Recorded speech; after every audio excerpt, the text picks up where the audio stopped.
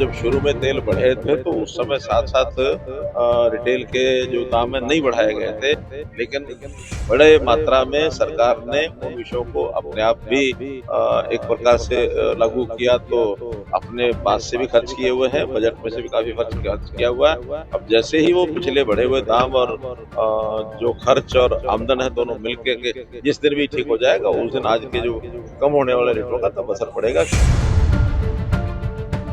कार्यकर्ताओं को मिलने का एक समय निर्धारित किया आज मैंने, और बड़ी मात्रा में कार्यकर्ता पहले रेस्ट हाउस में भी और फिर यहाँ भी सब लोगों की अपेक्षा होती है, जब आते हैं तो मिलने जुलने के लिए, कुछ उनके व्यक्तिगत काम होते हैं, कुछ सहज सद्भावना से भी मिलने आते हैं। तो इस नाते से एक अच्छा समय 4-5 घंटे का लगाया है।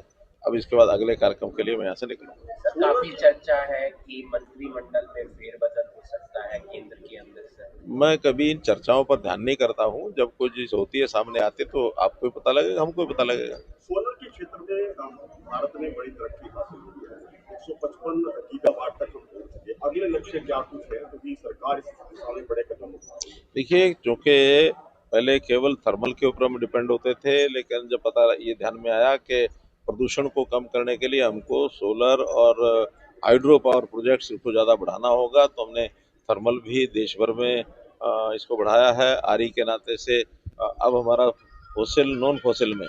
नॉन फॉसिल पावर का शेयर ये फॉसिल से बढ़ गया है। अब 54% के लगभग नॉन फॉसिल पावर हो गई है, और इस क्रम को जैसे जैसे डिमांड बढ़ती रहेगी वैसे वैसे हम चाहे सोलर हो अथवा हाइड्रो हो इसको बढ़ाएंगे। सोलर चूंकि दिन में मिलता है केवल, इसलिए उसको पीक आवर्स में उपयोग करने के लिए स्टोरेज के ऊपर जाएंगे।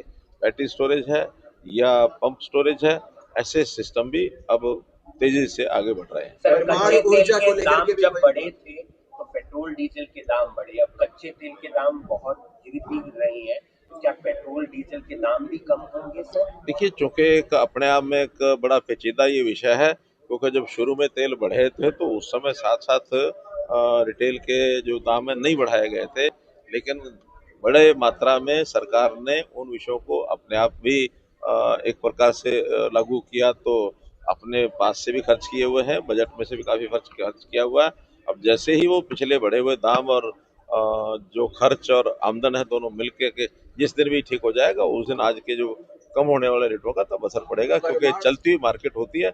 चलती हुई मार्केट में इन चीज़ों का कभी पता नहीं होता कि कब बढ़ेंगे कब घटेंगे, क्योंकि अभी भी समस्या के बारे में ठीक है सद्भावना रखी जा रही है कि समस्या खत्म हो गई है, लेकिन जब तक महीना 2 महीना ना निकले तब तक ये नहीं कहा जा सकता कि समस्या किस रूप में समाप्त हुई है नहीं हुई है।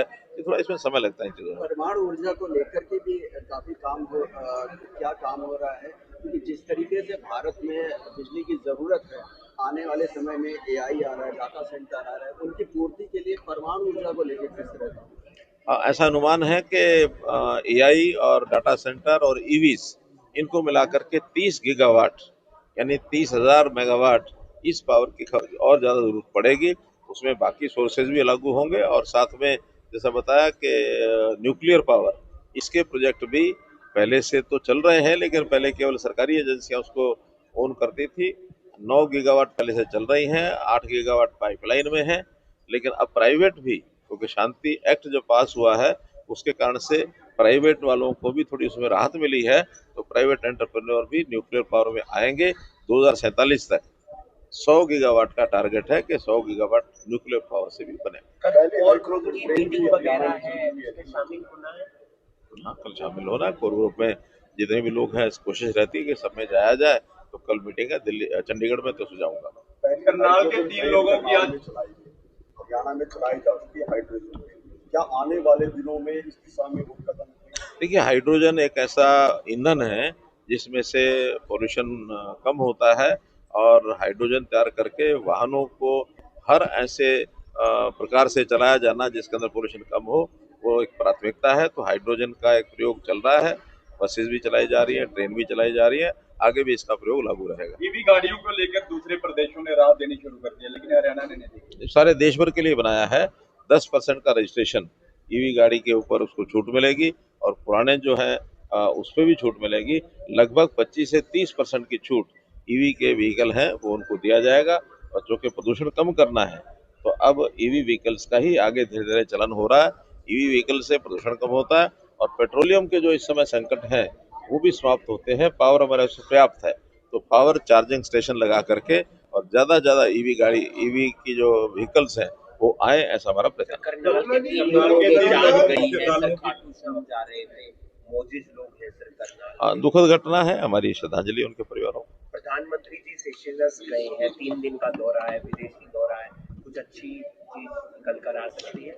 जब आएंगे तो पता लगेगा। धन्यवाद। हमसे जुड़े रहने के लिए हमारे YouTube चैनल को सब्सक्राइब करें और नई वीडियो की नोटिफिकेशन के लिए बेल आइकॉन को दबाएं। अगर आप ये वीडियो Facebook पर देख रहे हैं तो लाइक जरूर करें और ज्यादा से ज्यादा शेयर करें। धन्यवाद।